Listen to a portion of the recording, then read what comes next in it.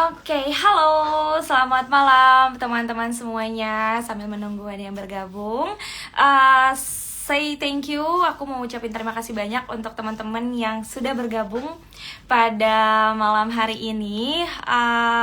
Sebelumnya perkenalkan terlebih dahulu teman-teman semuanya. Saya Windy, di sini saya sebagai Talent Acquisition dan Employer Branding di topcareer.global. Dan hari ini aku akan menjadi MC atau juga host untuk live Instagram pada hari ini. Halo, selamat malam. Oke, jadi live Instagram pada hari ini tuh membahas apa sih gitu ya. Jadi live Instagram hari ini adalah live session brokoli kedua. Jadi sebelumnya kita sudah mengadakan live brokoli pertama yang membahas related dengan culinary juga. Dan sekarang kita juga akan membahas yang episode kedua, ngobrol karir hospitality edisi ngilmu kuliner bersama dengan Chef Ray. Oke, sebelumnya perkenalkan terlebih dahulu, aku Windy, teman-teman semuanya. Dan yang kepencet-kepencet nih ya, jangan exit dulu karena hari ini kita akan bahas ilmu yang sangat penting banget. Dan kita juga akan mengundang chef yang sangat profesional di bidangnya untuk membahas culinary session pada hari ini. Nah, mungkin teman-teman semuanya di sini masih ada yang belum familiar, belum kenal dengan Top Career. Jadi, aku mau jelasin dulu Top Career.global itu siapa sih? Jadi, Top Career ini adalah sebuah company yang membantu kakak-kakak semuanya yang bergabung di sini untuk bisa berangkat ke kapal pesiar. Nah, kita ini adalah official partner hiring dari Carnival Cruise Line dan kami sama sekali tidak memungut biaya agensi apapun untuk kakak-kakak semuanya yang mau bergabung di Carnival Cruise Line gitu ya. Jadi dan hari ini juga aku akan memberikan informasi lowongan kerja apa aja sih yang akan ada di Carnival Cruise Line gitu ya, dan syarat-syaratnya apa aja gitu. Nah, tujuan live Instagram pada hari ini juga aku dari Top Career, perwakilan sebagai Top Career ini akan membantu teman-teman semuanya yang hadir agar dapat meningkatkan knowledge di culinary seperti itu. Dan juga kita juga mau membantu teman-teman semuanya untuk persiapan interview session ya, yang mana supaya bisa menggali knowledge-nya lagi dan bisa menjawab pertanyaan user ke depannya gitu. Nah, tanpa berlama-lama lagi, aku akan segera langsung mengundang chef kita, yaitu Chef Ray Jensen. Yang mana Chef Ray Jensen ini memiliki pengalaman yang cukup banyak juga di culinary, dan beliau juga sangat aktif sebagai podcast. Jadi kita akan absorb knowledge dari Chef Ray Jensen pada malam hari ini ya teman-teman semuanya ya. Oke, aku akan undang Chef Ray Jensen untuk join live Instagram.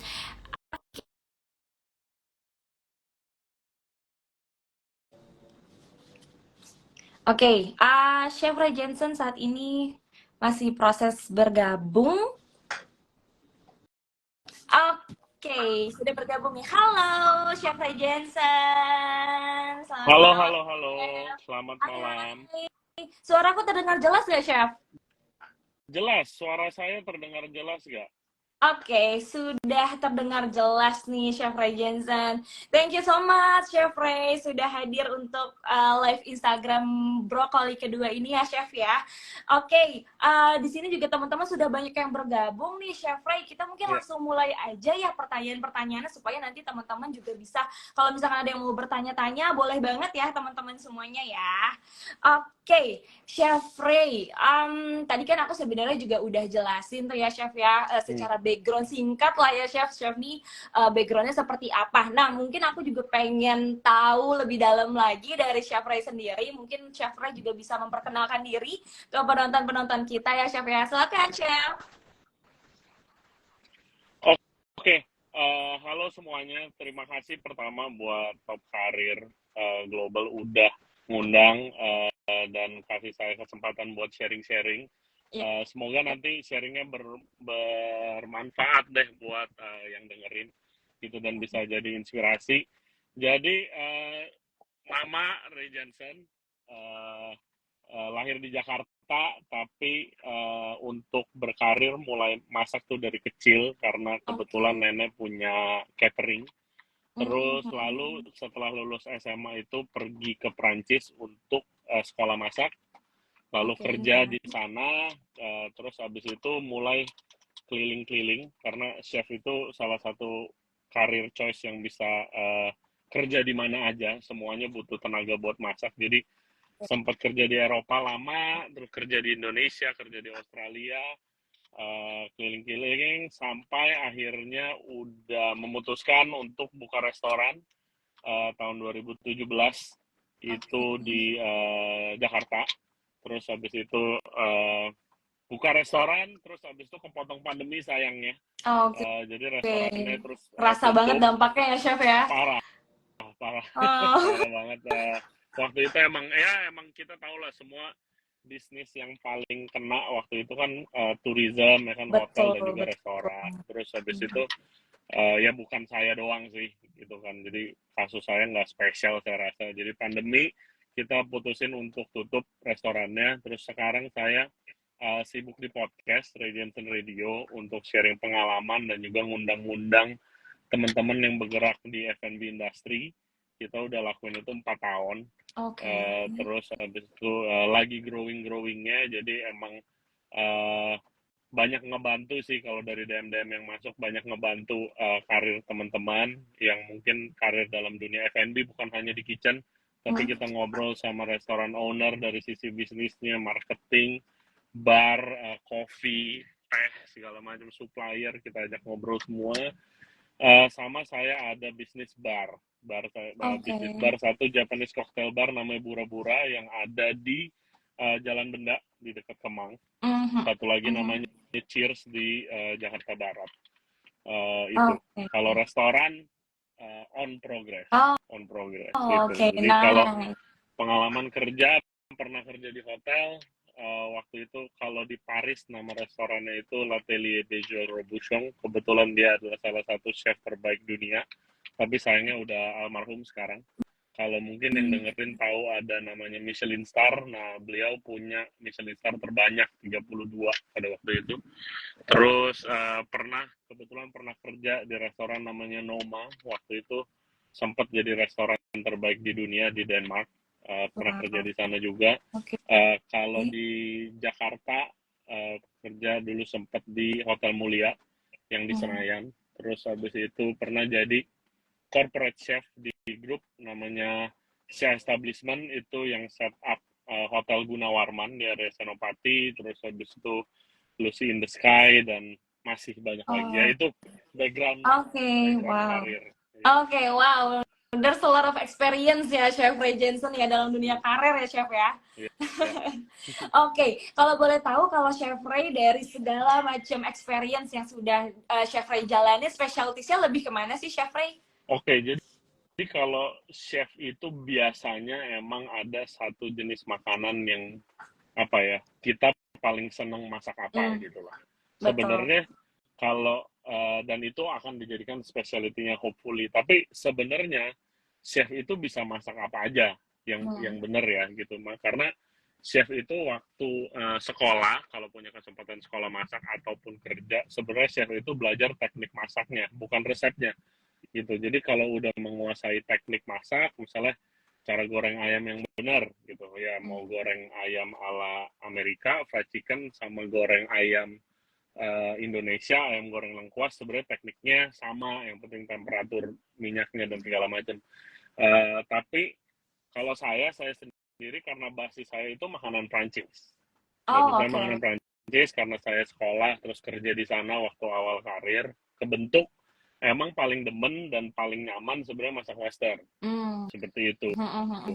Tapi pulang ke Indonesia, ngerasain makanan Prancis tuh nggak begitu laku di Indonesia gitu. Sedikit lah yang menyediakan restoran menyediakan makanan Prancis.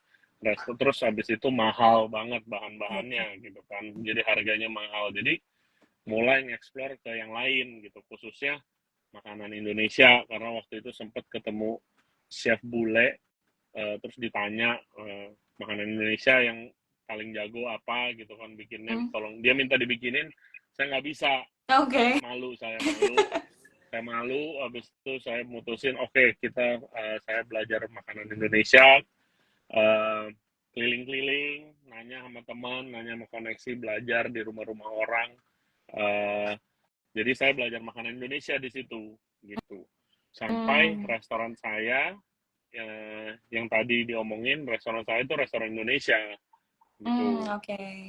Saya suka juga masak makanan Indonesia. Nah, terus tapi pas saya tutup, terus pas pandemi saya ngisi waktu, saya belajar makanan Chinese. Kayak Hmm. gitu sih.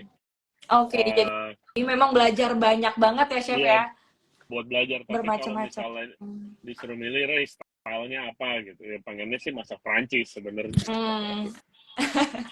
Oke, oke. Berarti memang chef itu lebih fokusnya benar-benar lebih seringnya di kitchen ya, chef ya. Betul. Oke, oke, chef. Jadi memang chef, teman-teman kita yang ada di sini kan memang lebih banyak yang tertarik juga untuk di dunia kitchen. Nah, kita mau banget nih chef kayak ngulik-ngulik dunia kitchen tuh seperti apa, lebih ke knowledge-knowledge-nya. Jadi supaya kita nanti bisa belajar bareng semua chef di sini. Gitu ya, chef ya. Yes. Oke.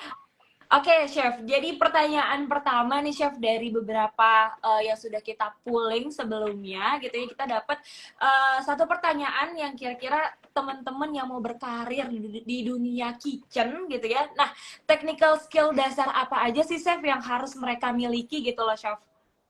Oke. Jadi kalau ngomong teknik dasar, yang benar-benar dasar itu teknik motong sebenarnya. Oke.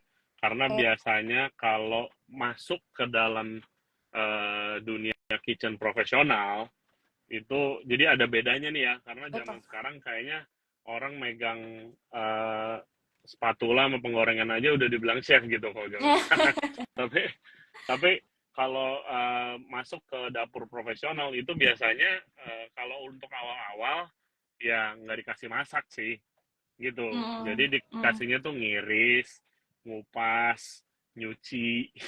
Karena masak itu buat yang udah lebih pengalaman gitu sih. Jadi teknik menurut saya salah satu teknik yang paling penting adalah motong gitu. Nah, kalau kebetulan kalau kita ngomong dari segi teknik itu lebih banyak adanya di makanan western gitu. Tekniknya lebih detail. Contoh teknik motong itu ada macam-macam lah, mulai dari yang gede, yang panjang, yang seperti apa korek api itu namanya baton, yang panjang tapi tipis namanya julienne, ada lagi kotak Macedoni, lebih kecil lagi cube, lebih kecil lagi brunoise. Nah, itu yang teknik-teknik awal yang biasa kalau di sekolah masak juga belajarnya motong dulu gitu. Dan kalau misalnya masuk kerja pasti diajarin gitu. Jadi itu rata-rata semua chef menguasai yang teknik motong karena itu teknik dasar. Dan juga tapi tekniknya itu kalau dari dasar banget itu ya cara megang pisau, ya ada tekniknya juga Oke. gitu loh. Oke, boleh Itu diinfoin nggak tuh, Chef? iya Megang pisaunya itu juga harus ada tekniknya ya, Chef ya? ada karena kalau di dapur itu kan dituntut cepat, bersih dan rapi. Itu selalu di kebersihan sih salah satu poin teratas sih, khususnya kalau di kitchen saya at least ya gitu, karena itu kan berhubungan dengan hygiene gitu kan, dengan hygiene dan juga sanitasi gitu kalau kebersihan. Jadi semuanya ada tekniknya gitu kalau di kitchen sebenarnya. Contoh teknik motong itu cara megang pisaunya, kebetulan saya lagi nggak ada pisau, tapi kalau anggap ini gagang pisau gitu kan. Oke. Itu biasanya orang tuh megangnya begini kalau di rumah gitu kan. Tapi kalau yang benar dan diajarin, karena kalau megangnya seperti ini tenaganya dari sini. Itu cepet pegel tangan, dan di kitchen kerjanya panjang, ya kan. Jadi disarankan megangnya tuh dijepit begini di ujung antara handle sama pisaunya. Dipegang gini, nah ini jauh lebih punya kontrol pergelangan tangannya. Kalau begini cuma bisa kanan kiri, tapi kalau begini bisa macam-macam. Nah, itu teknik dasar banget dan itu sangat ngebantu kalau motongnya detail tuh. Gitu. Kalau di restoran kan potongan harus konsisten. Betul. Ya kan, nggak bisa satu misalnya motong wortel untuk disajiin ke jadi temennya stick gitu di piring kondimennya. Itu nggak bisa satu piece 1 senti, 1 piece 3 senti, 1 piece 2 senti. Kalau dimasak nanti beda-beda. Yang satu udah kematangan, yang satu belum matang. Yang satu udah gosong, yang satu belum matang gitu. Jadi karena detail itu dari cara pegang pisau pun juga Sangat penting, dan itu kalau mempengaruhi banget ya chef ya. sangat. Jadi itu teknik dasar basis yang semua anak dapur profesional rata-rata punya, dan itu kalau pengalaman saya sih waktu saya sekolah masak saya kaget sih. Waduh, Hmm. megang pisau aja harus begitu banget nih gitu kan. Iya, iya. Ribet banget nih gitu. Tapi ternyata itu ya penting dan membantu. Sampai kalau di kitchen profesional tuh sampai cara berdiri aja diajarin gitu loh. Karena nggak ada tempat duduk Oh, di oke. dapur. Jadi Iya, ada iya, benar, benar. cara berdiri yang bikin lebih nggak pegel lah dan bisa lebih tahan lama gitu loh. Itu diajarin Hmm. cara napaknya, mendingan kakinya agak dibuka sedikit gitu. Terus jangan lututnya jangan ngunci terus gitu. Itu ngebantu karena di kitchen kerja kalau di sini 9-10 jam, kalau di luar negeri bisa 12 jam, 14 jam. Nah, itu nggak ada tempat duduk gitu. Jadi ya benar-benar palingan yang duduk Oke. chefnya doang, bosnya cuma Wow, duduk. ada tekniknya juga berdiri 12 jam biar nggak pegel gimana ya chef ya? Iya, Biar tetap konsisten rasanya gitu ya chef betul. ya? Karena Wow. kalau Oke. misalnya udah capek banget, udah pegel, kaki udah sakit, takutnya masaknya nggak fokus, ntar ngefek kerasa. Dan kitchen itu juga sebenarnya kitchen kalau nggak hati-hati itu bisa bahaya karena banyak banyak biasanya sempit kitchen, banyak benda tajam Banyak resiko di banget sana, ya. dan juga banyak di sana ada api kan, Ya. panas, semuanya panas gitu. Jadi emang harus hati-hati, dan biasanya semuanya tuh ada caranya lah kalau di kitchen yang benar gitu. Oke, berarti mungkin teman-teman di sini yang baru mau mulai berkarir di kitchen harus siap-siap banget nih ya, gimana teknik berdirinya, teknik motongnya, teknik megang Iya, pisaunya ya chef ya. biasanya Oke. biasanya akan, kalau yang baru mulai itu akan kaget lah, kaget dari fisik sama Yes. mentalnya, karena chef itu kalau lagi cepet kan biasa kayak sedikit tinggi nih nadanya gitu kan, ayo mana makanannya gitu kan. Oke. uh, Bukan yang kayak ayo cepetan yuk gitu kan, tamu udah nungguin gitu. Jadi uh, biasanya ya gara-gara podcast juga sering ditanya kalau mau mulai, ada banyak orang yang mau banting setir masuk ke dunia kitchen. Saya bilang ya siap-siap, pertama fisik, karena berdiri melulu itu nggak semua orang bisa. Dan Hmm. waktu awal-awal kan pasti badan ada penyesuaian nih, Iya benar. pegel sih gitu. Waktu saya Hmm. mulai juga pegel banget, ampun deh Hmm. pegel gitu. Jadi penyesuaian banyak, jangan kaget gitu loh. Tapi kalau misalnya tadi kan kita bilang dari awal itu ribet ya, banyak yang harus dipelajarin. Tapi Hmm. itu kalau misalnya udah 2-3 tahun tahan, fokus, tekun, chef, industri makanan dan juga pekerjaan sebagai chef itu pekerjaan yang sangat rewarding, karena nggak banyak pekerjaan yang dalam sehari-hari tuh kita kerjanya membuat orang happy Hmm. gitu kan, dengan Benar. makanan kita. Bisa misalnya si tamu ini kena macet di Jakarta, diomelin sama bosnya, dia cuma pengen mampir ke restoran kita, makan makanan kita, terus dia lupa itu sesaat, terus dia ngomong ke kita kasih komplimen. Nah itu nggak ada duanya tuh rasanya gitu kan. Itu kita mengubah hari seseorang dari tadi lagi bete jadi happy gitu karena makan makanan kita mungkin gitu sih. Yang Hmm. salah satu pekerjaan yang paling rewarding kalau saya bilang gitu. Jadi Hmm. chef. Oke. Oke, tadi udah ngobrolin soal teknik-teknik ya Chef ya. Nah, kalau misalkan soal knowledge-nya nih Chef, sebagai orang yang mau berkarir di dunia kitchen, apa aja sih yang harus disiapin? Mungkin kayak mereka penting banget nggak sih Chef, kayak tahu macem-macem saus, terus Hmm. gimana cara buatnya, itu boleh banget nggak sih Chef kayak dijelaskan Bo- related knowledge itu? Boleh. Kalau soal knowledge, pertama ya serunya jadi chef ini, makanan itu nggak bakalan ada habisnya, Hmm, ya kan? oke. Nggak mungkin satu orang, contoh, nggak mungkin satu orang tahu seluruh makanan yang ada di Indonesia. Hmm. Karena Indonesia sebesar itu dan sebanyak itu makanannya. Dan itu baru Indonesia doang. Gitu, belum negara yang lain. Jadi kalau misalnya mau belajar ini di dunia chef makanan itu nggak bakal ada habisnya. Hmm.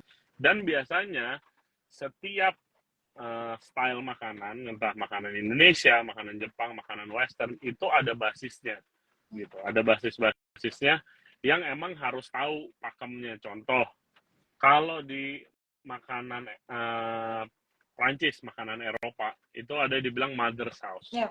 Ya kan, mother of sauce, ibu dari segala saus. Gitu. Biasanya yang standar tuh bechamel, itu roux itu mentega dan tepung dimasak, dikasih susu, itu bechamel. Dan Oke. itu jadi basisnya. Nah, misalnya bechamel dikasih keju, jadi saus mornay namanya gitu. Bechamel dikasih kuning telur, jadi saus béarnaise. Jadi macam-macam. Dikasih saus tomat, jadi cocktail sauce gitu.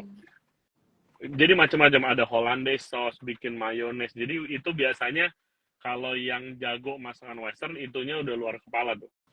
Nah, itu Oke. masakan Western. Kalau makanan Jepang contohnya, base-nya adalah dashi. Gitu kan. Apapun pakai dashi, kaldu dia. Kalau di Indonesia bilang kaldu dashi itu, ya lautnya, ada tulang ikannya. Nah, itu udah harus tahu juga kalau makanan Jepang. Kalau di makanan Indonesia, contohnya bumbu. Ya kan, bumbu, ada bumbu putih, bumbu kuning, bumbu merah, bumbu hijau. Dan itu ada modifnya banyak banget tuh, ada campur-campurannya gitu kan. Kayak misalnya contohnya rawon. Rawon adalah bumbu kuning yang ditambah keluak jadi hitam warnanya gitu kan. Kalau misalnya rendang itu ada campurannya bumbu merah dan bumbu kuning gitu. Nah, tergantung apa yang mau dieksplor. Nah, itu ada basis-basisnya gitulah. Kalau misalnya di Indonesia apa-apa pakai bumbu semua, bawang merah, bawang putih, kemiri, jahe, itu udah pasti. Kalau di makanan Prancis ada namanya mirepoix, itu wortel, seleri, daun bawang, bawang bombay, itu udah pasti semuanya ada, itu basisnya gitu. Ya jadi knowledge itu akan selalu ada, tergantung dari kitanya sendiri mau explore apa enggak. Oke, oke, I see, I see. Mungkin berarti teman-teman nih di sini kalau misalkan mau jadi chef ya secara ilmu kalau mau terus maju memang harus banyak belajar ya chef ya, harus banyak explore ya chef ya, supaya Betul, bisa compete dengan yang lain ya.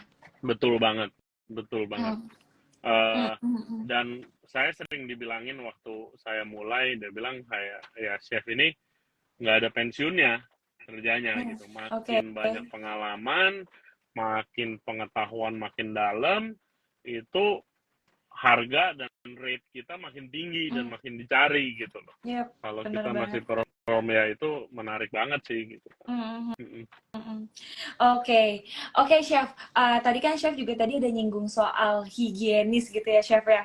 Nah, gimana sih chef mereka nih harus tetap masak delicious tapi mereka tuh juga tetap harus higienis supaya bisa standarnya internasional tuh gimana sih chef cara membagi waktunya atau mungkin ada tips and trick yang perlu disampaikan nih chef?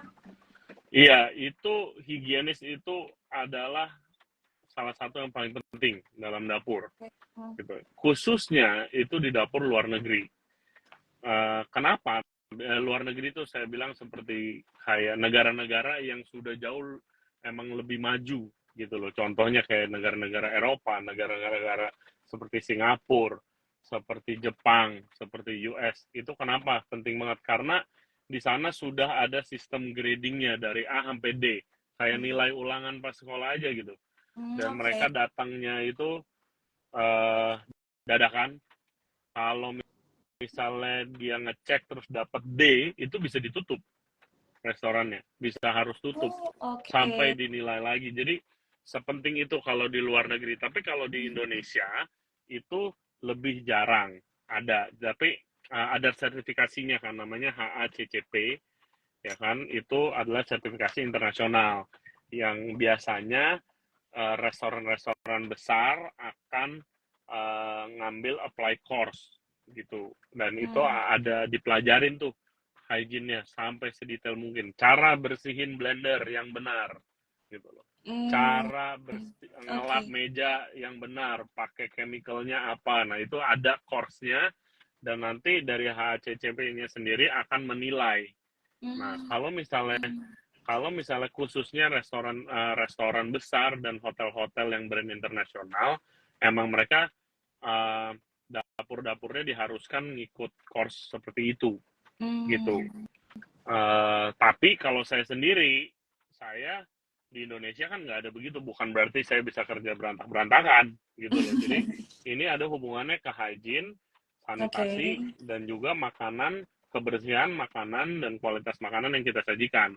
Mikirnya gitu sih kalau saya. Jadi tips dulu waktu awal masuk ke dunia dapur itu udah pasti kerjanya berantakan karena nggak biasa. Kalau biasa masaknya di rumah, Hmm. ya kan, ya udah nyucinya terakhir Iya, gitu bener kan. banget. Kalau di itu nggak mungkin karena Hmm. siapa tahu penggorengannya temenmu mau pakai gitu kan, Hmm. mangkoknya temenmu mau pakai gitu. Jadi harus kita bilangnya clean as you go, clean as you go. Jadi apapun itu kita bersihin, habis pakai bersihin, meja digosok terus gitu loh. Dan itu kalau saya dibilangin sama chef saya dulu di Prancis, dia bilang, Ray, chef yang jago itu dia harus kelihatan di dapur dia nggak ngapa-ngapain, tapi Hmm. kerjaan selesai semua. Wah, Dia bilang gitu. gimana Jadi caranya tuh, Chef?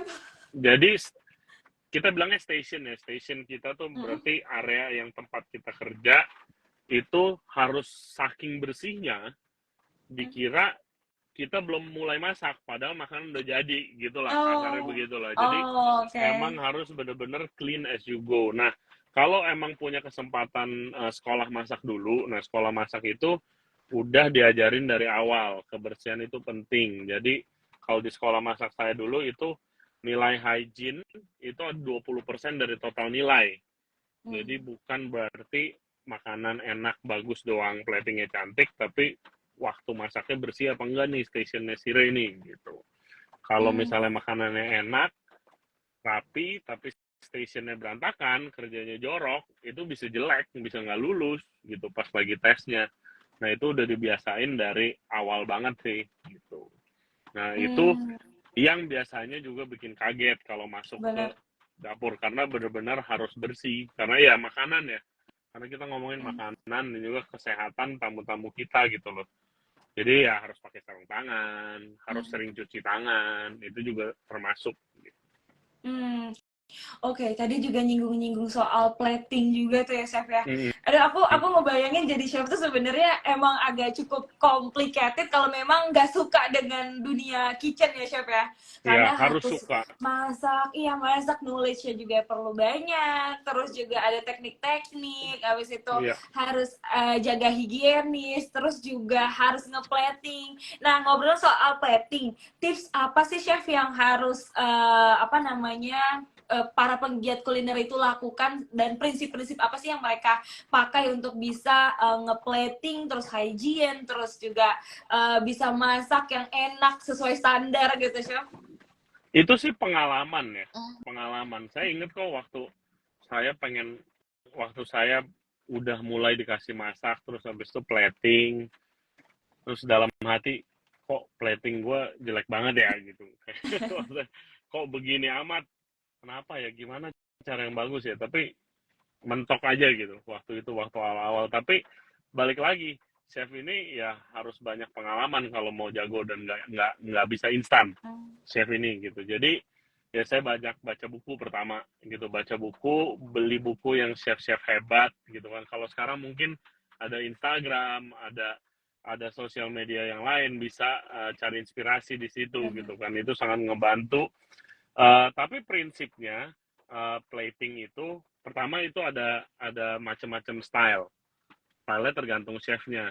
Nah, kalau saya itu sukanya plating yang dan masak makanannya klasik gitu loh. Kalau saya contoh saya masak ikan, nah ikannya itu harus kelihatan di piring gitu. Saya kurang suka kalau misalnya masak ikan tapi ikannya ditutupin saus, ditutupin bumbu, ditutupin salad. Itu bukan style saya gitu. Kalau saya mau ikan ya ikannya harus kelihatan gitu. Biasanya yang bisa ngebantu plating juga itu pemilihan piring. Itu sangat penting. Makanya Oke. kalau mungkin sekarang yang dengerin sering lihat Instagram makanan-makanan cantik, coba lihat piringnya dulu gitu. Nah, ntar kalau masak di rumah terus pas plating kok nggak menarik ya, padahal platingnya udah disamain. Mungkin karena piring kita putih doang gitu kan. Zaman sekarang piring udah macem-macem, banyak yang handmade pula yang cantik-cantik gitu. Itu sangat ngebantu. Dan juga latihan sih, karena kalau plating yang cantik misalnya itu ada teknik kayak sausnya di swirl around pakai sendok, sausnya dibentuk-bentuk tulisan atau apa. Nah itu pure teknik dan harus latihan.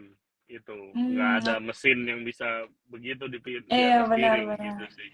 Ya Oh. seperti itu kalau plating gitu. Banyak baca buku, kan banyak nanya ke teman-teman mungkin gitu loh. Dan juga cari inspirasi terus aja sih kalau plating. Dan tapi harus diingetin yang paling penting itu adalah rasa, bukan dari platingnya. Kalau makanannya cantik banget begitu dimakan nggak enak, tamu itu nggak akan balik lagi juga ke tempat kita. Oke, ngomongin soal rasa, namanya chef itu kan harus menjaga konsistensi rasa nih chef. Nah, gimana sih caranya tuh chef biar setiap harinya itu tetap terus sama gitu. Kadang kan juga namanya chef, tadi kerjanya capek 12 jam bahkan gitu ya. Itu kan pasti ada rasa letih. Mungkin sebenarnya rasa kalau lagi masak itu juga mempengaruhi rasa gitu. Kalau misalkan feeling kita lagi nggak enak gitu. Nah, ini tuh Betul. gimana tuh chef cara menjaganya tuh chef? Oke. Jadi mungkin kalau buat yang belum tahu, jadi kalau misalnya chef itu adalah profesi yang paling atas di kitchen, gitu ya. Jadi chef itu kalau ditranslate mungkin ke bahasa Jerman itu ada bahasa Belanda itu artinya adalah boss atau leader, gitu. Jadi bisa dianggap kalau misalnya dalam struktur perkantoran misalnya si chef itu adalah direktur, gitu.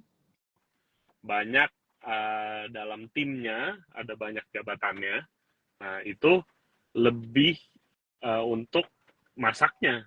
Contohnya biasanya di restoran yang masak itu jabatannya cook namanya, atau kalau di luar mungkin komi gitu, cook. Jadi kalau chef itu kebanyakan lebih tanggung jawab mungkin budgeting, development new menu, dia yang ngobrol sama owner maunya apa, dia yang keluar tanggung jawab kalau tamu ada komplain dan lain sebagainya gitu. Pertama itu.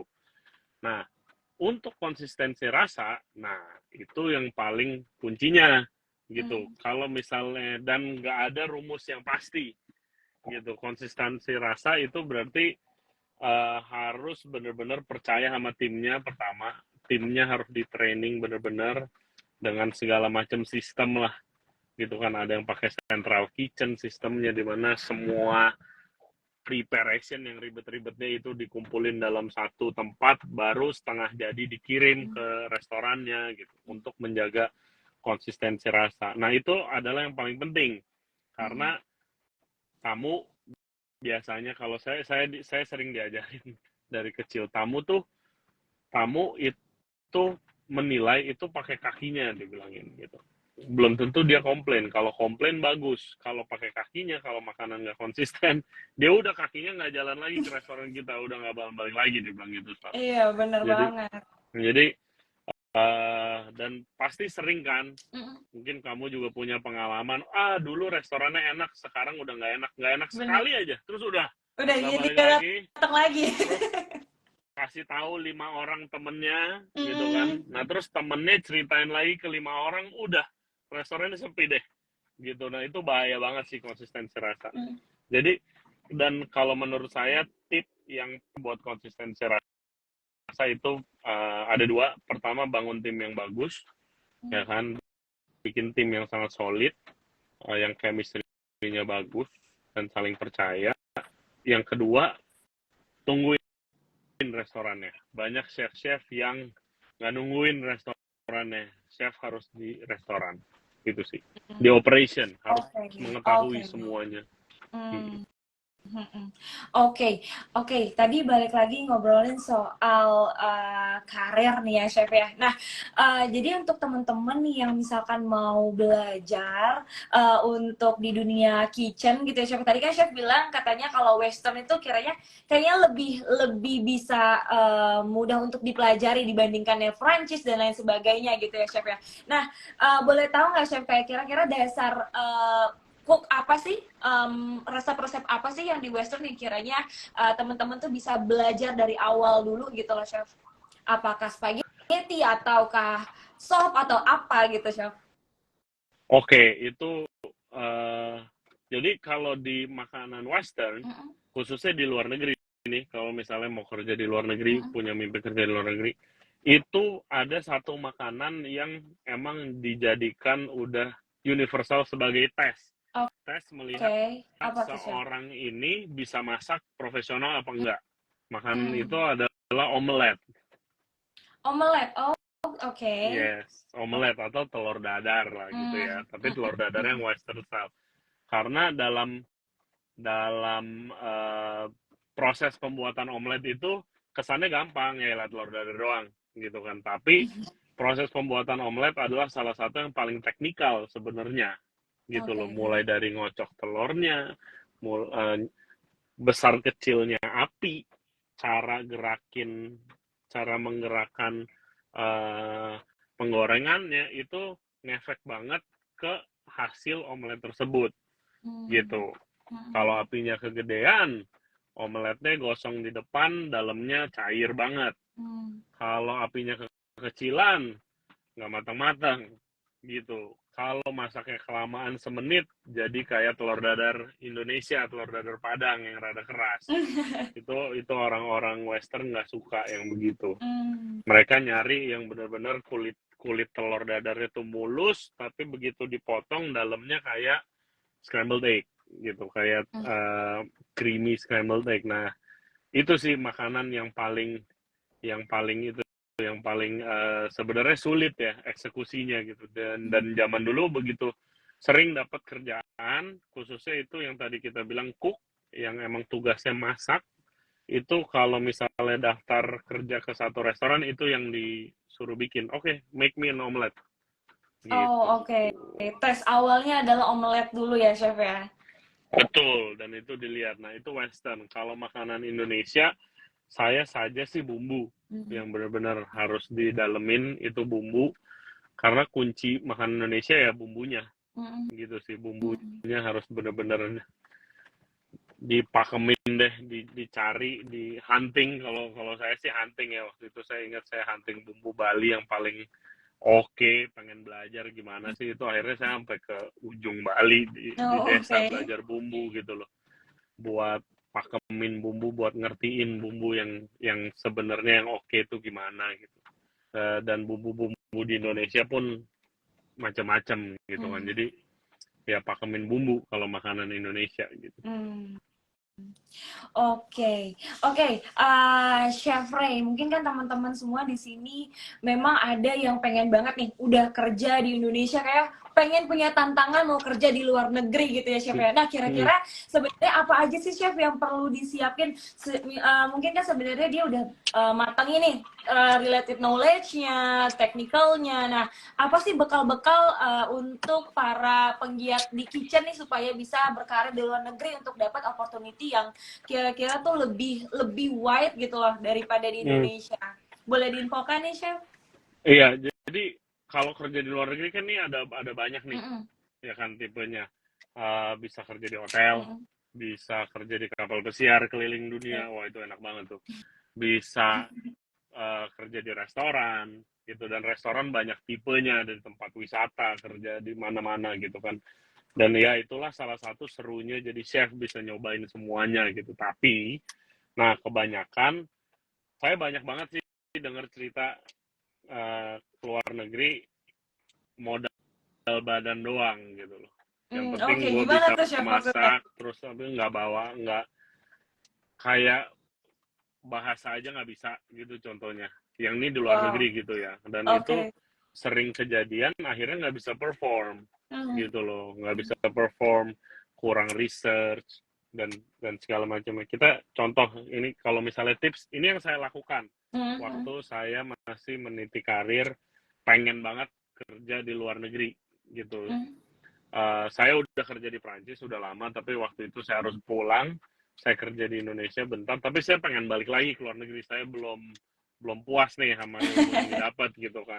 Oke. Nah, yang saya cari pertama, kalau chef emang masih muda dan masih di posisi yang masih kayak istilahnya level awal ya, entry level, komi gitu. Nah, itu cari chefnya siapapun, tapi ikutin chefnya, jangan restorannya, karena butuh kasarnya butuh mentor lah, butuh mentor yang bisa ngedidik. Chef yang bagus dia akan ngebangun tim yang solid dan juga mendidik dan membentuk timnya supaya jadi chef seperti dia gitu kan. Jadi ikutin chefnya. Nah, kalau saya dulu saya ngefans berat sama chef namanya Rene Redzepi, dia orang Denmark, punya restoran yang diakui restoran nomor 1 dunia.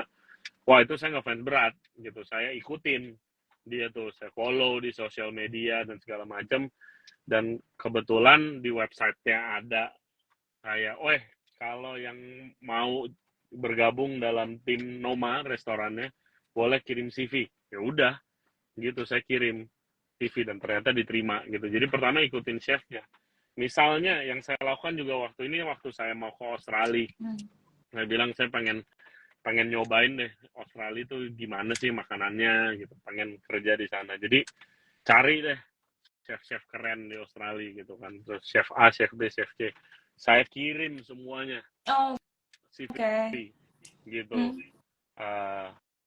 Ada keterima di satu gitu kan. Jadi saya bisa berangkat ke sana gitu. Nah, itu caranya, tipsnya, ikutin chefnya, jangan restorannya. Karena kalau chefnya ganti bisa ganti tuh restorannya gitu, makanannya, stylenya, manajemennya bisa ganti. Nah, yang kedua, jangan modal badan doang. Waktu saya mau sekolah masak di Prancis, saya ngeles bahasa Prancis dulu gitu, karena berdasarkan research saya udah dibilangin di sana orang bahasa Inggris nggak mau ngomong, maunya ngomong bahasa Prancis. Iya, jadi kayak oke, berarti harus bisa bahasa Prancis. Dan saya lihat teman-teman sekolah saya yang dari negara lain, ada yang dari Korea, dari China, itu mereka nggak bisa bahasa Prancis pas datang. Nah, itu mereka sangat kesulitan di sekolah, apalagi dia mau kerja, nggak bisa. Gimana? Karena komunikasi dapurnya kan bahasa Prancis. Nah, mayoritas sebenarnya kan bahasa Inggris nih, gitu kan. Yang rata-rata bisa lah. Kayak saya di Denmark, saya nggak bisa bahasa Denmark tuh waktu itu. Dan menurut waktu itu udah sulit banget kalau mau ngeles bahasa Denmark, karena udah kerja posisinya di Jakarta waktu itu. Jadi kayak saya ke sana, nah untungnya bahasa Inggris yang dikomunikasiin di Denmark gitu kan, karena banyak orang dari berbagai macam negara kerja di situ. Jadi, nah kalau bahasa Inggris itu udah harus pasti punya deh skillnya gitu, mau basic pun, karena itu apa ya, kayak unek-unek saya juga sih gitu. Kenapa loh, ini kok pada nggak mau belajar bahasa gitu sih. Paling penting bisa bahasa. Jadi saya punya cerita sedikit. Jadi waktu itu saya lagi kerja di hotel ya kan. Terus hotel ini tuh baik sekali. Dia menyadari pentingnya berbahasa Inggris kan, staffnya gitu. Karena mungkin tamunya banyak orang asing, ya kan. Nah, dia sampai bikin setiap hari Kamis, di saat kan kalau misalnya hotel tuh di dapur biasa ada shift pagi, shift siang, atau enggak shift sore gitu, ada 3 shift. Nah, dia ini setelah shift pagi tuh kelarnya biasanya jam 4 atau jam 5 gitu. Yang masuknya pagi jam 4 jam 5 tuh udah boleh pulang. Nah, di saat itu jam 5 jam 6 itu didatangkan guru les bahasa Inggris. Wow. Didatangkan guru les bahasa Inggris, tapi dia diinfoin, kita diinfoin, ini kita udah sediain guru les bahasa Inggris di ruangan ini, ruangan meeting A gitu. Yang mau belajar bahasa Inggris silakan ke sana. Tapi ini kan di luar jam kerja ya, gitu kan, jam kerjanya udah selesai nih gitu. saya ngetes, saya pengen tahu, oke, gimana sih ngeles bahasa Inggris gratis nih, perusahaan hebat juga. Ya, Saya 3 kali ke gimana? sana, nggak ada yang datang. Serius? Nggak ada yang datang, karena itu kan udah di luar jam kerja. Terus habis itu saya nanya, kok nggak ada yang datang ya? Wah, iya sibuk lah, kayak sejuta alasan lah gitu. Kayak nggak mau itunya gitu loh, belajar bahasa Inggris, entah alasannya apa. Padahal bahasa Inggris itu udah jadi bahasa yang kayak universal lah. Semua orang bisa rata-rata. Dan kayak contohnya paling gampang, nyari resep makanan western pakai bahasa Indonesia. Waduh, itu susah banget dapat ketemunya gitu kan. Yang benar gitu kan. Jadi itu dalam hal googling aja udah sangat ngebantu gitu kalau misalnya bisa bahasa Inggris. Nggak perlu lancar gitu loh. Tapi bahasa Inggris itu udah jadi suatu kebutuhan sih sekarang sih. Jadi dan itu akan cepet banget, akan lebih cepat naiknya kalau misalnya punya skill bahasa gitu. Kalau mau misalnya kerja di hotel, terus hotelnya punya cabang di Australia misalnya, terus pengen dibilang buka lowongan di Australia, yang mau silakan daftar.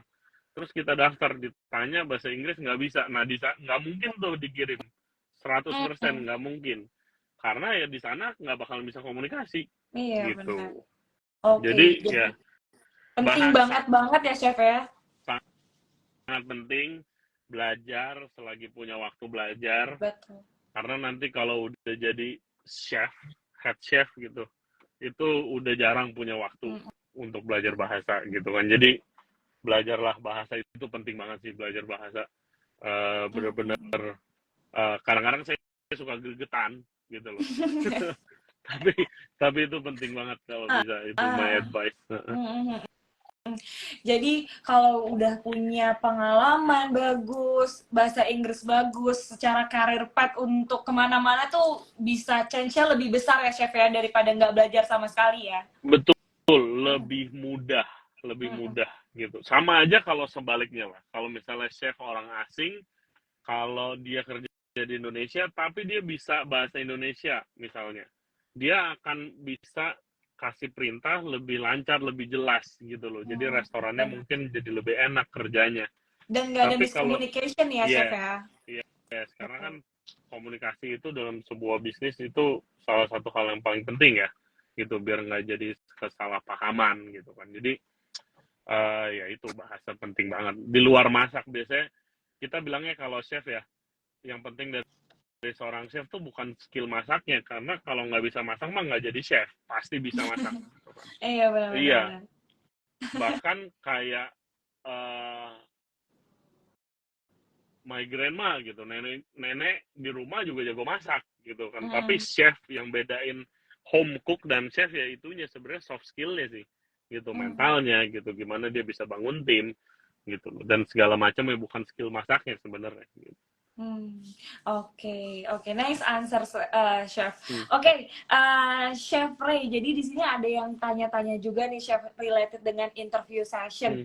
Nah, jadi di sini ada yang nanya interviewnya seperti apa sih, chef? Kalau misalkan mau kerja di luar negeri, nah gimana sih cara persiapan kita? Tadi kan persiapannya tadi udah harus bahasa Inggris, tapi lebih ke pitchingnya gimana cara kita bisa menarik user gitu supaya kita bisa kerja bareng mereka, gitu, chef.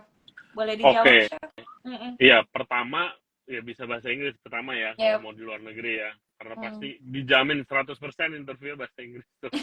Terus yang kedua, jangan takut, biasanya chef itu akan minta si interview, yang diinterview tuh buat cerita.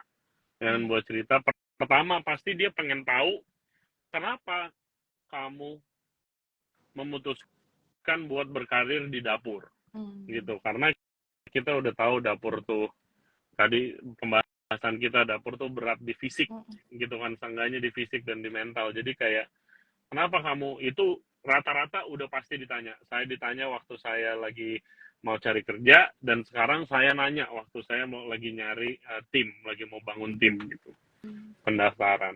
kenapa kamu mau jadi chef lah, kasarnya begitu. Dan itu cerita. Nggak usah dibagus-bagusin, jangan dibuat-buat gitu, biasanya kelihatan. Iya. Ya kan, terus habis itu eh kasih tahu your strength and your weakness. Itu penting Oke. juga. Kalau misalkan ngomongin soal weakness, apa nggak jadi bumerang tuh, Chef? Mendingan lebih terbuka daripada kasih tahu yang bagus-bagusnya doang, terus begitu masuk kerja nggak cocok langsung dipulangin lagi. Itu lebih ribet buat semuanya kan gitu. Jadi kalau saya selalu nanya, oke, kelebihan kamu apa? Nah, biasanya panjang tuh kalau kelebihan. Cerita ini, itu, saya bagus di sini, saya bagus, saya orangnya nurut, saya pekerja keras, saya jarang absen, gini-gini. Habis itu akan ditanya juga, what is your weakness? Gitu. Nah, di situ, itu adalah sebenarnya sedikit seperti tes ya, untuk orang kayak, ini orang sadar diri gak nih? Gitu. Oke. Kayak, wah, nggak ada, wah, Superman dong nih berarti nih, nggak ada weakness, gitu kan. Nah, biasanya kalau begitu, itu udah jadi tanda tanya sebagai chefnya. Apalagi kalau perusahaannya perusahaan besar ya. Ya misalnya mau ke kapal pesiar atau apa, itu kan pasti ada psikotesnya dulu nih, gitu kan. Yang interview pertama kali bukan chefnya, pasti HR dulu kan. Gitu. Betul. Dan itu dites karakternya dulu sih gitu. Jadi sebenarnya kalau chef itu lebih lihat karakternya, kalau lagi interview karakter orangnya itu bagaimana, daripada jawabnya template gitu ya, Chef ya? Iya, template. Jawaban-jawaban template tuh bener-bener nggak akan membawa kemana-mana sih kalau sepanjang karir saya ya, gitu. Nggak akan mengimpress lah ya, Chef ya? Nggak akan, justru harus jadi jujur aja, gitu loh. Karena kalau kita be ourselves gitu, jadi diri sendiri, ya nggak ada lagi yang bisa niru kan, gitu loh. Jadi kayak just be yourself, nggak usah dibagus-bagusin, dan yang paling penting adalah balik nanya. Ini pengalaman saya, kalau di Indonesia selalu pertanyaan terakhir, ada pertanyaan nggak buat kami gitu kan, ada pertanyaan nggak buat perusahaan ini. Di Indonesia 99% selalu jawabannya nggak ada, terima kasih. Cukup, terima kasih. Cukup, terima kasih. Itu membuktikan bahwa dia nggak research dan nggak tahu apa-apa soal restoran atau perusahaan yang dia mau daftar kerja. Gitu kan. Berarti, apalagi kalau ditanya gitu kan, oh, Mbak udah dengar atau tahu apa aja tentang restoran kami? Wah, saya cuma lihat di Instagram. Lah, bagaimana? Gitu. Itu. Bahkan bingung dapat info lowongannya dari mana, itu juga bingung. Iya. Nah, research dan juga ask question itu, karena curiosity itu a big thing lah buat chef gitu. Banyak nanya, banyak belajar. Jadi itu research dan juga nanya balik ke interviewer, itu sangat boleh gitu. Tips satu lagi sebenarnya itu, kalau pas ditanya, mayoritas sekarang kalau misalnya posisinya udah lumayan tinggi, itu kayak, kalau di restoran ya, kalau di perusahaan besar itu biasanya sih udah ada pertanyaan ini, nggak ada. Tapi kalau di restoran yang kecil mungkin emang ada di sini yang dengerin pengen kerjanya di restoran gitu di luar negeri, pasti ditanya expected salary gitu. Dan saya kalau lagi nyari staff, jujur saya tanya sih, kamu pengen digaji berapa? Kamu mau digaji berapa? Kamu mau itu kasarnya sebenarnya kayak pengen tahu si orang ini menilai dirinya sendiri sih berapa sih gitu, berapa harganya gitu. Saya paling nggak suka kalau kayak oh ya, mengikuti standar perusahaan, seikhlasnya Bapak gitu. Selalu saya bercandain, "Oh, kalau begitu saya gaji 100.000 ya." Saya bilang kayak gitu. Nah, itu kalau ditanya seperti itu ya, jawab yang benar gitu Behind loh, the jawab saja. yang benar. Jadi itu akan kayak itu menilai karakter kayak self awareness Mm, sih. Kayak oke, berarti si orang ini bisa nge-value dirinya sendiri nih gitu. mm, mm, Nah, itu mm. yang penting. Pertanyaan-pertanyaan seperti itu sih kalau nanti lagi interview chef, chef interview tuh pertanyaannya tipenya seperti itu. Lebih ke karakter, bukan kayak kamu bisa masak spaghetti dalam waktu 5 menit, bukan kayak begitu. Pertanyaannya lebih menuju ke karakter. Nah, Karakter. di Hmm. luar itu of course juga masalah yang lebih teknisnya ya udah pasti cari yang sesuai nih. Jangan misalnya belum nggak punya pengalaman sama sekali masak makanan India, terus tiba-tiba daftar di restoran India mau jadi posisi tinggi, itu nggak bakal dapat Nggak gitu. Nah, bakal itu dapat. harus disesuaikan dengan style yang kita mau belajar gitu. Hmm. Mm-mm. Mm-mm. Oke, nice. Thank you so much, Chef Ray, untuk penjelasannya. Oke, mungkin aku mau bantu kasih informasi juga nih, Chef. Tadi kan Chef udah kasih informasi gimana tips sukses interviewnya gitu. Dan Hmm. aku di sini mau bagi informasi ke teman-teman semuanya yang mau bekerja di kapal pesiar, Chef. Jadi, Wow. Top Career Global ini adalah official partner hiring Carnival Cruise Line di Indonesia satu-satunya. Gitu, untuk Hmm. tahun 2024 ini kita juga akan open office di Bali, Wow. dan secara rekrutmen itu nanti kita akan selalu by online, Chef, gitu. Wow. Jadi nggak perlu datang ke Bali untuk interview, tapi kita bisa lakukan secara online. Dan Enak ya. tentunya karena kita official partner hiringnya, jadi kita sama sekali nih nggak ada namanya mungut biaya agensi apapun. Karena isu-isu sebelum-sebelumnya kalau mau kerja di kapal pesiar kan harus bayar puluhan juta, Chef, Betul, gitu. harus Nah, nabung jadi dulu ya. iya benar.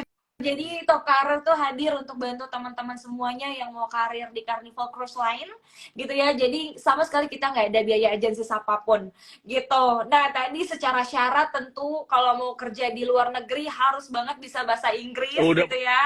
Terus pasti, udah udah pasti. pasti ya dia, Chef ya. Terus yang kedua, namanya mau berkarir di internasional pasti harus ada pengalaman ya, Chef, bener Hmm. ya? Iya, Betul. betul. Yang kedua harus ada pengalaman dulu selama 1 tahun. Terus juga apa namanya? Kalau misalkan teman-teman dalam menjawab interview session don't be template ya, Chef ya.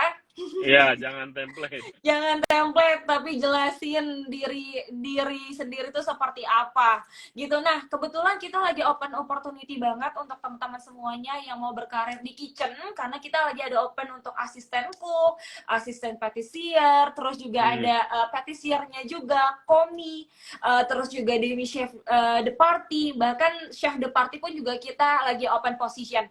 Jadi untuk teman-teman semuanya nih yang mau berkarir di Carnival Cruise Line, boleh banget langsung kirim CV-nya aja di humancapital@topcareer.com, atau juga bisa langsung register di website kita. Nanti bisa langsung klik aja topcareer.global di Instagram kita, terus juga cek aja di bio-nya, karena di link tersebut akan langsung redirect ke website kita. Nah, jadi secara interview session kita nanti akan menggunakan online gitu. Jadi untuk mempermudah teman-teman semuanya gitu. Tapi jangan sampai teman-teman udah diberikan kemudahan untuk interview secara online malah jadi kayak menggampangkan. Hmm. Kadang tuh gitu tuh, Syau. Ya, Kesulitan kita tuh. benar Jadi banget.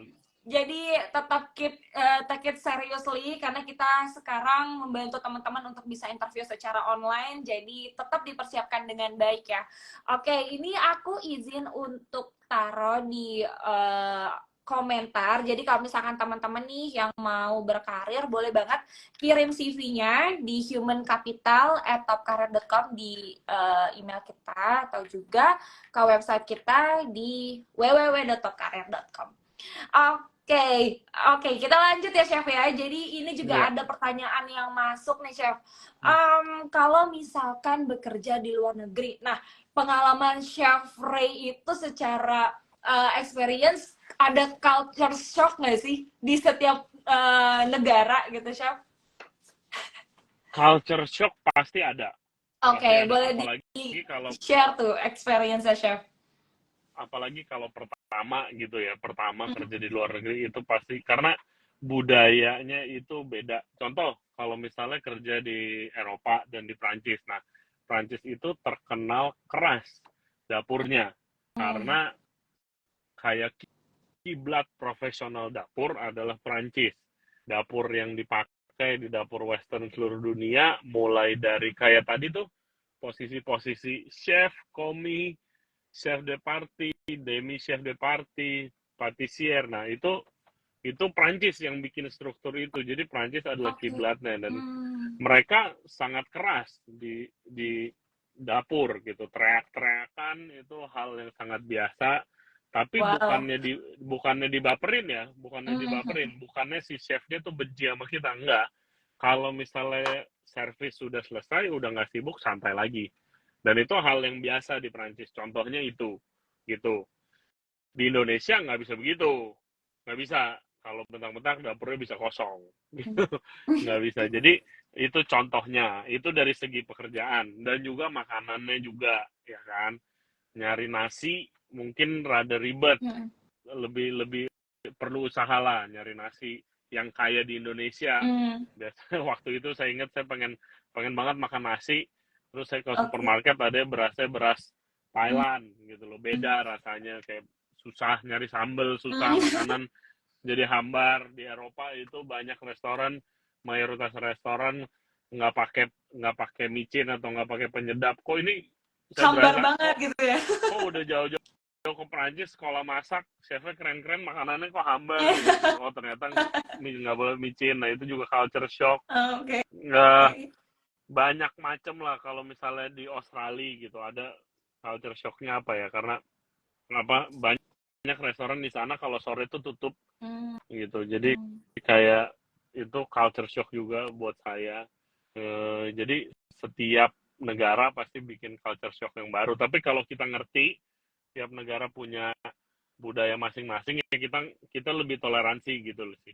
Jadi contoh, karena ini lagi opening application buat kapal pesiar kan. Nah kapal pesiar itu banyak banget orang-orang yang kerja di sana dan itu dari macam-macam negara Hmm. biasanya gitu kan. Dan itu kalau saya lihatnya sih seru banget, salah satu apa ya, cita-cita yang nggak tercapai itu saya kerja di kapal pesiar gitu. Saya dari dulu Oke. pengen banget tapi belum dapat kesempatan. Oke, Eh, berarti chef juga harus dapat kesempatan di top karir nih, chef. Iya itu, jadi dan itu kan dari banyak negara ya Hmm. orang-orangnya gitu kan. Mungkin nanti kerja bareng sama ada orang dari India, dari China, mungkin ada orang dari negara Amerika gitu segala macam. Dan ya itu kita harus saling toleransi tuh gitu kan, saling toleransi sama budaya-budayanya gitu sih. Jadi uh, culture shock itu pasti akan ada, tapi kalau kita adaptasi ya pasti asik lah gitu nanti. Hmm. Oke, oke Chef. Last nih Chef, last question. Jadi tadi kan Chef juga udah ngobrolin soal pressure-nya juga di dunia kitchen. Nah, Hmm. mungkin teman-teman yang baru bergabung boleh diinfoin lagi nih Chef, kayak pressure-nya tuh apa sih biasanya untuk anak awal-awal baru di dunia kitchen, terus gimana sih cara ngehadapinnya supaya mental mereka nih tetap kebentuk biar tetap strong, tetap bisa melakukan pekerjaannya dengan baik.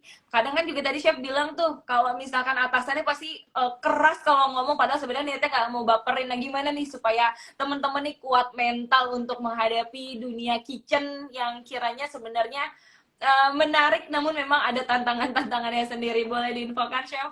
Ada Iya, tips and jadi triknya nggak nih? jadi kalau tips tips saya ya, pertama waktu awal-awal ya, saya sebagai orang Indonesia gitu sih, eh, belum pernah sebelum dimaki-maki itu sama chefnya tapi belum pernah ada yang maki-maki saya sekeras itu gitu, sedih Oh gitu, juga gitu. oke. Ada saatnya masuk ke walk-in chiller tuh yang gede banget terus nangis gitu, ada saatnya juga. Tapi kayak selalu banyak yang bilang gitu loh, banyak yang bilang kayak oke, chef ini tuh salah satu pekerjaan yang paling seru, awalnya doang berat gitu. Dan atasan saya waktu itu saya sempat curhat ke atasan waktu udah mulai kerja awal-awal, kayak wah kayaknya gue nggak kuat nih gitu kan. Oke. Setiap hari salah mulu, bikin salah mulu, salah motong lah, numpahin saus lah, kerja kelamaan lah, kayaknya nggak kuat deh. Terus dia yang bilang kayak, Ray, coba tekunin dulu. Dia bilang, lu di sini tuh belum ada kayak kebetulan atasan saya waktu itu udah sangat senior. Dan dia bilang, lu nggak bisa ngikutin gua gitu. Gue nih masak udah 20 tahun. Lu baru 20 menit. gitu. Jadi iya, jangan ngikutin cepet motongnya kayak dia, jangan ngikutin style dia. Kerja bener dulu aja. Dia bilang, berusaha coba nanti coba per 3 bulan deh. Kalau tekunin 3 bulan, coba lu lihat dari 3 bulan itu kita lihat ke belakang, pasti kita akan sadar kita udah lebih bagusnya di bidang mana aja gitu. Dan dia bilang nanti kalau misalnya dalam waktu setahun, pasti you will be surprised of how well you make it. Dia bilang kayak gitu. Nah itu nggak pernah lupa tuh sampai sekarang. Jadi kayak setiap pekerjaan di industri manapun pasti punya tantangan. Kebetulan chef ya tantangannya itu long hours sama pressure dari atasan gitu kan. Jadi kalau misalnya ditekunin, nanti kita lihat balik ke belakang, kita yang kaget sendiri gitu. Oh ternyata kita udah sejauh ini dan ternyata biasa-biasa aja gitu loh. Kalau kita tekunin gitu kan, nggak ada chef yang benci sama bawahannya. Saya belum lihat sih, saya udah hampir 15 tahun di industri ini, belum pernah ada seorang chef yang benci banget sama anak buahnya gitu. Enggak. Kalau ngomel itu karena melakukan kesalahan dan diharapkan tidak melakukan kesalahannya lagi gitu sih. Jadi kayak Pak Kamin itu stay fokus, ya kan, tekun, work hard. I think itu bukan di kitchen doang, bukan sebagai chef doang, tapi semuanya itu can go far. Oke. Oke, ada lagi chef? Saya rasa itu doang sih, mungkin ya ini punya kesempatan yang sangat bagus dan sangat menarik banget bisa sharing seperti ini gitu kan.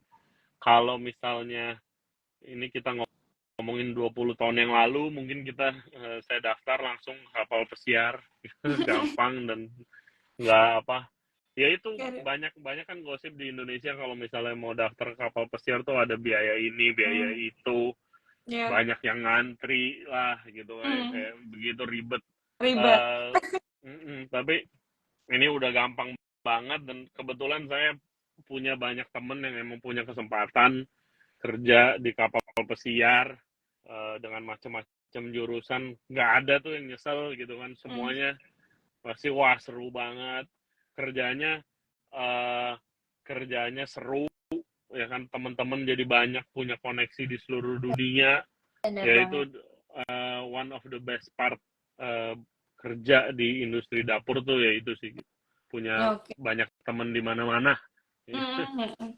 Oke, teman-teman semuanya, itu dia adalah quotes dan juga semangat dari Chef Ray, supaya teman-teman nih yang mau berkarir di kapal pesiar jangan ragu ya, karena kita sudah memudahkan teman-teman semuanya untuk bisa berkarir tanpa ada biaya agensi apapun.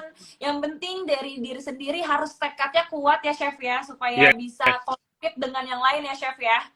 Betul banget. Oke, saya rasa sudah jam 8 malam tepat ya Chef, bahkan lebih 6 menit. Mungkin kita sudahi saja untuk session pada hari ini. Aku mau ucapin makasih banyak banget Chef Ray sudah meluangkan waktunya, kasih ilmu banyak ke teman-teman semuanya. Jadi teman-teman yang ketinggalan ya untuk live session pada hari ini, boleh nonton lagi dari awal karena ilmunya benar-benar bagus banget dari Chef Ray. Terima kasih banyak Chef Ray. Thank you banyak. Terima kasih banyak untuk Top Karir dan juga semuanya yang udah bikin event ini possible. Saya senang bisa sharing, semoga bermanfaat. Dan buat yang nanti mau kapal pesiar, good luck. Good luck teman-teman semuanya. Tadi Chef Ray udah kasih tips interview dengan baik gimana ya Chef ya. Yes, dengerin. Oke. Oke, thank you so much Chef Ray. Aku Terima close kasih sessionnya ya banyak. Chef ya. Bye bye Yuk, Chef. terima kasih, sukses Terima selalu. kasih.